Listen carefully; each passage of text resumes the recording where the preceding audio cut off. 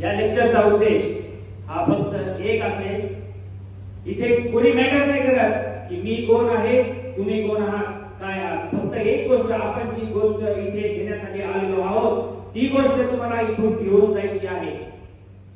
एक गोष्टीने ह्या लेक्चरची सुरुवात करतो. जेव्हा पण मी माझे लेक्चर घेत असतो याच्यामध्ये मी केस स्टडी, बाकीच्या सगळ्या गोष्टी या सगळ्या मी व्यवस्थित एक्सप्लेन करून तुम्हाला ती गोष्ट कशी आत्मसात होईल याच्यावर माझा भर असतो. एक खेड्यागावामध्ये एक वयोवृद्ध वडील आणि त्यांचा लहान मुलगा राहत होता. पावसाचे दिवस होते. पावसाच्या दिवसमध्ये पाऊस खूप धो पडत होता. ते गाव असं होतं की तिथे फक्त शेती केली जायची, आजूबाजूला काही सुविधा नसायची, रस्ते नाही, पाणी नाही. आणि अशा वातावरणामध्ये अचानकच त्या वडिलांची तब्येत खराब होती. त्या वडिलांची तब्येत खराब होताना अचानक त्या मुलाला एकदम रडू बसलं की मी आता काय केलं पाहिजे. आजूबाजूला बघतो तो मदतीला कोणीच नसतं. आणि अचानक तो बघतो, त्याला वाटतं की नाही, आपल्या वडिलांना आता जर हॉस्पिटलमध्ये नाही नेलं तर ते जीवानिशी जातील.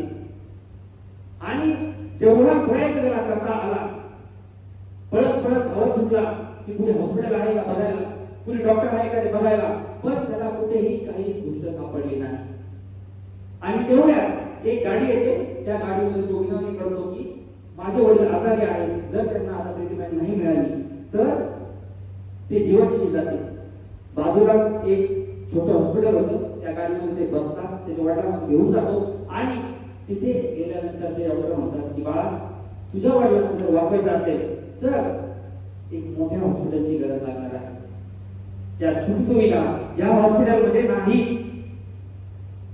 आणि तो एकदम हताश होऊन शहराकडे वळायला लागतो, जिथे हॉस्पिटल आहे, सुखसुविधा आहे. आणि तेव्हा तो जायला लागतो, मध्ये त्याच्या वडिलांची डेथ होते, ते मृत्यू पावतात. आणि ते मृत्यू पावल्यानंतर त्याच्या डोळ्यात एकच प्रश्न उभा राहतो. तो प्रश्न होता की हे मोठे डॉक्टर, हे मोठे हॉस्पिटल हे फक्त शहरामध्येच का असतात, ते एखाद्या खेड्यापाड्यामध्ये का नाही असू शकत. एक चांगला डॉक्टर, मोठा डॉक्टर तो एखाद्या गावामध्ये का नाही असू शकत.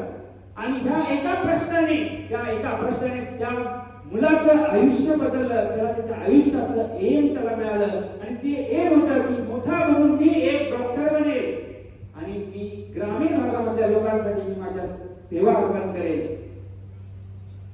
आणि तुम्हाला ह्या गोष्टीमधून सांगायचा उद्देश हाच आहे की तुमच्या जीवनातली, तुम्ही आज ज्या वयामध्ये आहात, तुम्ही लहान मोठे तरुण कोणत्याही वयाच्या कॅटेगरीमध्ये तुम्ही असाल, जोपर्यंत तुमच्या आयुष्याला एक एम मिळत नाही, एक उद्देश मिळत नाही, तोपर्यंत तुमच्या जीवनाला काही अर्थ नाही.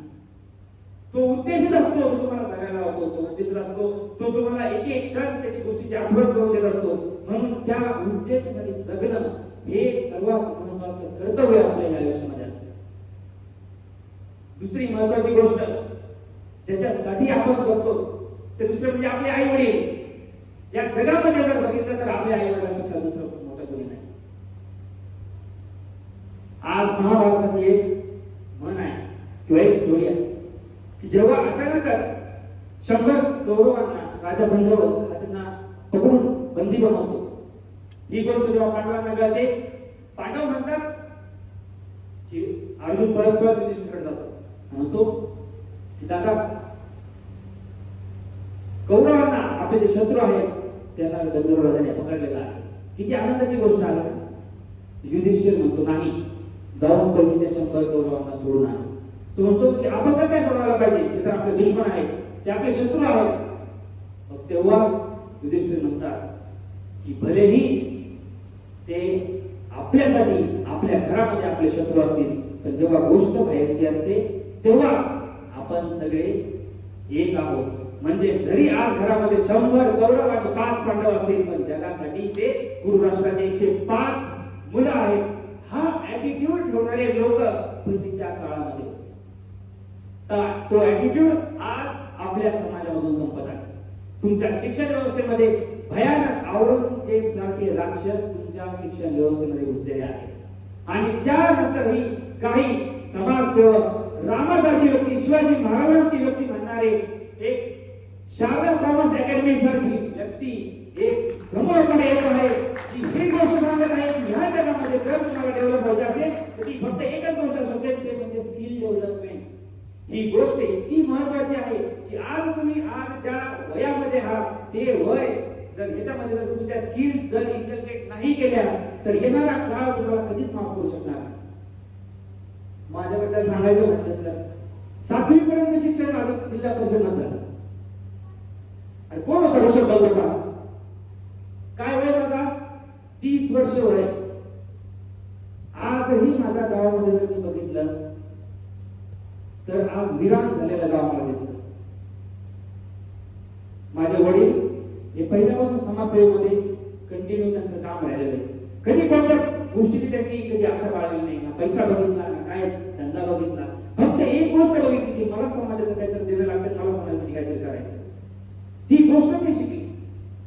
7वी पर्यंत जिल्हा परिषद शाळेमध्ये बघितलं. जिल्हा परिषद मध्ये ज्या गोष्टी मिळतात नाही मिळत त्या गोष्टी बघितल्या. शिक्षण व्यवस्थेचे ड्रॉबॅक बघितले. औरंगाबाद सारख्या सिटीमध्ये गेलो. 8वी 9वी 10वी शिक्षण तिथे घेतलं. इंग्लिश मीडियमचे सगळे विद्यार्थी होते. मी मराठी मीडियमचा. हिंदू की काय मला भाव लागत का? अरे ज्या आत्मीयतेने त्यावेळेस माझ्या आईने तिचे सोन्याचे दागिने घेऊन माझी फीस भरली होती. आज ती गोष्ट माझ्या मनामध्ये होती. एक चिंता होती मनामध्ये की मला काही करून जिंकायचंय. जर मी जिंकलो नाही तर मी त्या आईला मी न्याय देऊ शकत नाही. अरे आई वडील हे परमेश्वरापेक्षा वरती स्थान असतं त्यांचं. जर त्यांच्यासाठी जर आपण ती गोष्ट नाही करू शकत आपल्या आयुष्यात जगून काय अर्थ आहे? इतक्या जिद्दीनं मेहनत करून खूप अभ्यास करून 10वी मध्ये 93.49% मार्क मिळवले. सक्सेसफुल झालो. असं वाटलं आयुष्य म्हटलं आता मी हुशार विद्यार्थी आहे. आता मी कोणत्याही जगाच्या कानाकोपऱ्यात जाऊन शिक्षण घेऊ शकतो. माझा ड्रीम कंप्लीट करू शकतो. जेव्हा मी 8वी मध्ये एक पत्रिकेची मीटिंग घेऊन जेव्हा मी हॉस्टेलमध्ये जात होतो, ज्या वयामध्ये मुलं खेळतात, बागडतात, मजा करतात, त्याच वेळेस हॉस्टेलची लाईफ माझ्या वाट्याला आली होती. आजही ते दिवस आठवतात तरी अक्षरशः रडू बसवायचं. एकत्र परिवार, सपोर्टला कोण नाही. अरे घरात 20-20 व्यक्ती होते. एकही जण माझी फीस भरण्यासाठी पुढे आल्या नाही. समोर आली ती आई. तिच्या स्वप्नासाठी जेव्हा वडील मला म्हणायचे, जेव्हा रात्री आम्ही गप्पा मारायचो, माझं खूप मोठं स्वप्न आहे. मला आहे ना वर्दीमध्ये माझं आयुष्य घडवायचं होतं. मला पोलीस ऑफिसर बनायचं होतं. ते नेहमी मला सांगायचे. पण माझं स्वप्न खूप पूर्ण झालं. आणि त्यांच्या स्वप्नासाठी, त्यांचं स्वप्न पूर्ण होण्यासाठी त्या वडिलांच्या संघर्षाला माझ्या यशस्वीपणाची भेट देण्यासाठी मी शहरामध्ये गेलो. पण तुम्हाला ती गोष्ट सांगतो, त्या ह्याच्यामध्ये ग्रामीण भागातून बरेच व्यक्ती आलेले असतील. इंग्लिशचं महत्व एवढं आहे. जर तुम्ही इंग्लिशचं ज्ञान जर व्यवस्थित इंटरनेट नाही केलं, जर ते संपादन केलं नाही तर तुम्ही येणाऱ्या ह्याच्यामध्ये मुक्त आहे. तुम्हाला पुढची फाईट ही जगामध्ये इतके एक्सलंट विद्यार्थी आहेत त्याच्यासोबत फाईट करण्यामध्ये इंग्लिशचं नॉलेज लागणार आहे. 11th-12th पर्यंत मी त्यांच्या कॉम्पिटिशन मध्ये एकत्र येण्यासाठी झटपडत होतो. कदाचित ती गोष्ट मला जर लवकर मिळाली असती तर आजही माझा प्रोग्रेसिव्ह रिपोर्ट जास्त असता. 11th-12th मध्ये जे इंग्लिश मीडियम मला समोर आलं त्याच्यामुळे माझे पर्सेंटेज 68 पर्यंत घसरले. पण त्यातही मी डगमगलो नाही. पुढे जाऊन पुण्यामध्ये इंजिनिअरिंगचं ऍडमिशन घेतलं. युपीएससीचा अभ्यास चालू केला. तुम्हाला माहिती आहे युपीएससी काय असते? कोणाकोणाला तरी युपीएससी माहिती आहे काय? कोणालाच नाही. कलेक्टर कोणाला माहिती, पोलीस अधीक्षक एसपी कोणाला माहिती. कधी बघितलंय कलेक्टरला कसा आहे तो? बघितलंय का? काय असते कलेक्टरची पावर? कधी बघितलंय? अरे आपण विचारही नाही करू शकत एवढी पावर जर तुम्ही तुमच्या एज्युकेशन मधून जर तुम्ही सर्वात मोठी गोष्ट जर कोणती करू शकता ना तर ते कलेक्टर होऊ शकतात. यूपीएससी ही जगातली सर्वात अवघड परीक्षा आहे. 15 लाख विद्यार्थी दरवर्षी अपील करतात. 15 लाख. 15 लाख मधून फक्त 1000 असे व्यक्ती असतात जे पास होतात. 15 लाख मधून फक्त 1000 विद्यार्थी असतात जे पास होतात. बाकीचे 14 लाख 99,000 व्यक्ती नापास होतात आणि ते 1,000 पूर्ण देश चालवतात. ते बनतात, कलेक्टर बनतात, कोणी पोलीस डिपार्टमेंटमध्ये जातं, कोणी रेव्हेन्यू डिपार्टमेंटमध्ये जातं, कोणी अकाउंटिंग सर्व्हिस मध्ये जातं आणि देशाला सर्व्हिस देण्याचं त्यांचं काम असतं. आज त्या परीक्षेला भिडायचं म्हटल्यावर तेवढे स्किल्स आपल्याला पाहिजे. 12वी नंतर तुम्हाला कोणते कोणते ऑप्शन्स उभे होतात, कोणत्या ऑप्शन तुम्ही पुढे जातात, ही गोष्ट महत्वाची. आज जर तुम्ही तुमच्या आयुष्याला घडवलं नाही तर येणारा काळ जेव्हा तुमच्या हातात काहीच नसेल, अपॉर्च्युनिटी नसेल, जबाबदारीचं ओझं खांद्यावर असेल, तेव्हा तुम्हाला कळेल की नाही तेव्हा त्याच वेळी करायला पाहिजे होतं. आज समर कॅम्प हे सगळे घेत आहेत कशासाठी? बिझनेससाठी. तुम्हाला वाटतंय बिझनेससाठी?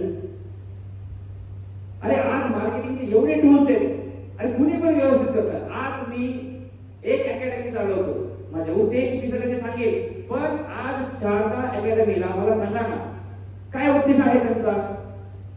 बिझनेस करण्याचा? अरे त्यांचा उद्देश सर्व एक आहे, तो म्हणजे की येणारी पिढी घडवायची आहे. त्याचा उद्देश खूप महत्वाचा आहे, कारण त्यांनी ही गोष्ट बघितलेली आहे. इथे जे टीचर्स आहेत, मी आहे, सुनील सर आहेत, मुख्याध्यापक सर आहेत, अरे सगळ्यांचा अनुभव सांगतो आहे. येणारं काळ हे स्किल साठी आहे. जर स्किल डेव्हलपमेंट जर तुम्ही केली नाही तर येणाऱ्या तुम्ही कॉम्पिट करू शकत नाही. तुम्ही कोणतीही गोष्ट करा, शिक्षण हे तुम्हाला फक्त व्यावहारिक ज्ञान देण्यासाठी नसतं. शिक्षणाचे पण बरेच प्रकार असतात. नैतिक ज्ञान असतं, व्यावहारिक ज्ञान असतं, थिअरॉटिकल ज्ञान असतं. जर ते ज्ञान आज घेतलं तर त्याचं आयुष्य तुमचं व्यवस्थित होईल. आणि माझ्या मनामध्ये फक्त एक गोष्ट होती की नाही, अरे ज्या आई वडिलांनी आपल्यासाठी एवढं त्यांचे तळहाताचे घोडं घातले, रक्ताचा घाम केला, आपल्यासाठी आपलं एवढं आयुष्य घडवलं, आज प्रत्येकाच्या आई वडील माहिती होतं.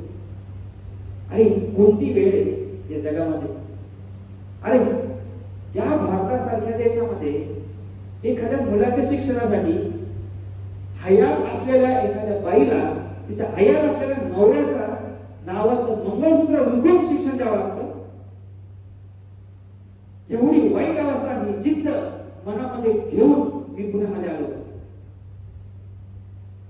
आयुष्यभर कधी एकही दिवस मला 2012 ते 2018 पर्यंत मी एकही दिवस कधी चांगल्या शांत झोपेत कधी झोपलो नाही. कारण जेव्हा पण मी आठवायचो मला ती गोष्ट वाटत की आपण कुठे देणार आहोत. जर आपण आज देणं दिलं नाही तर येणारा काळ मला कधीच माफ करणार नाही. अरे जो बाप आज समाजात झुकत चाललेला आहे त्याला ताट म्हणण्याला मी चालू शकलो नाही तर काय अर्थ आहे माझ्या भटांगीला, काय अर्थ आहे माझ्या एज्युकेशनला? माझा उद्देशच तो होता की माझ्या आई वडिलांना किती जे त्यांनी सॅक्रिफाईस केलं आहे ते सॅक्रिफाईस मला आता पूर्ण करून दाखवायचं आहे. आणि त्यासाठी मी लागलो तयारीला की मला काय काय गोष्टी मला आता माझ्यामध्ये बदल घडवाव्या लागतील. 12वी पर्यंत ही गोष्ट लक्षात आली होती की इंग्लिश शिवाय पर्याय नाही. इंग्लिश जर केली तर येणाऱ्या काळामध्ये आपण टिकू. दुसरी महत्वाची गोष्ट होती की युपीएससी सारख्या परीक्षेला जर मला भिडायचंय तर मला काय काय करावं लागेल. सर्वात पहिली क्लास जॉईन केला. त्यासाठी आईच्या मंगळसूत्राचं पहिलीच काम ठेवलं होतं. दररोज सोमवार ते शुक्रवार मी कॉलेज करायचो. शनिवार रविवार बाकी सगळे लोक आपापल्या घरी जायचे.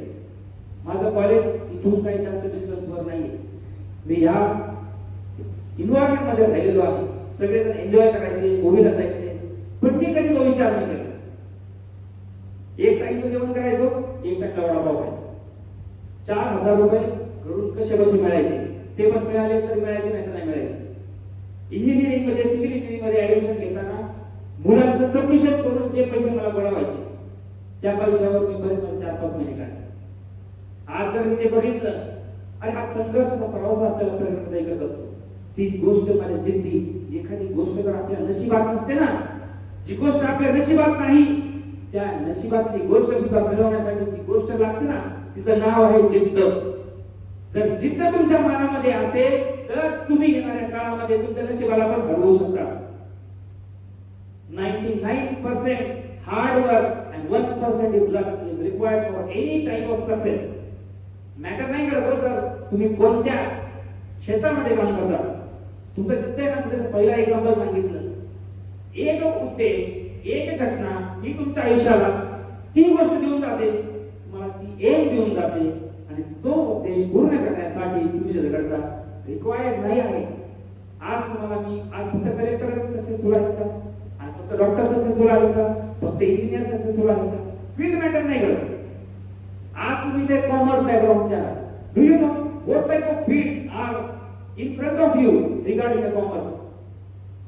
कॉमर्स फॅकल्टी किंवा कॉमर्स डिपार्टमेंट किंवा स्ट्रीम अशी आहे की येणाऱ्या काळामध्ये जर कोणत्या फील्डने चालणार असेल ना, ते आहे कॉमर्स. कॉमर्स फील्ड येणार भविष्य बदलणार आहे.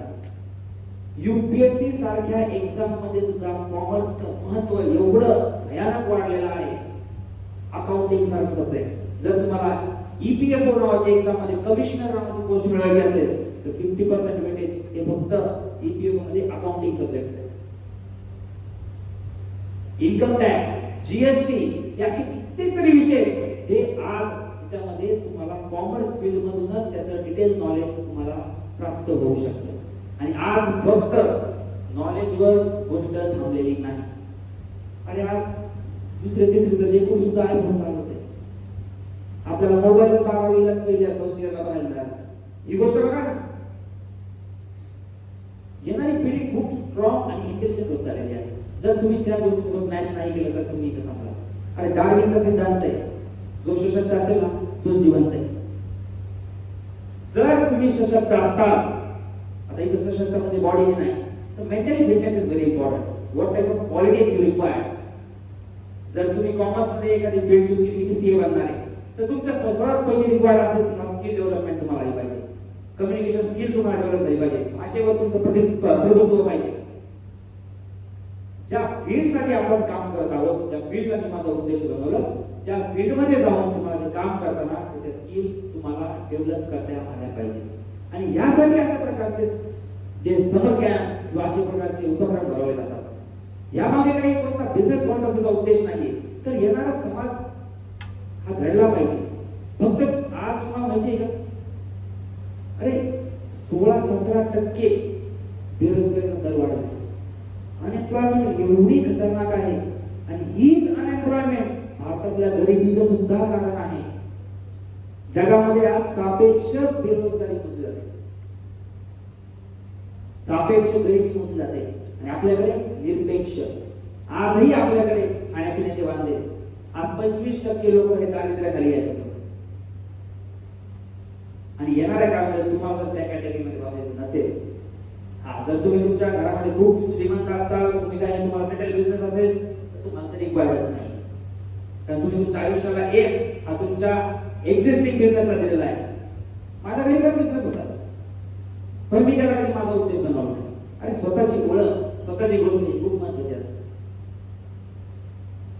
आज तुम्हाला सांगतो की 4 वर्ष 2013 ते 2017 मी कसा राबलो असेल मला जीवाला माहिती. आज त्याचे फ्रूट्स असेल.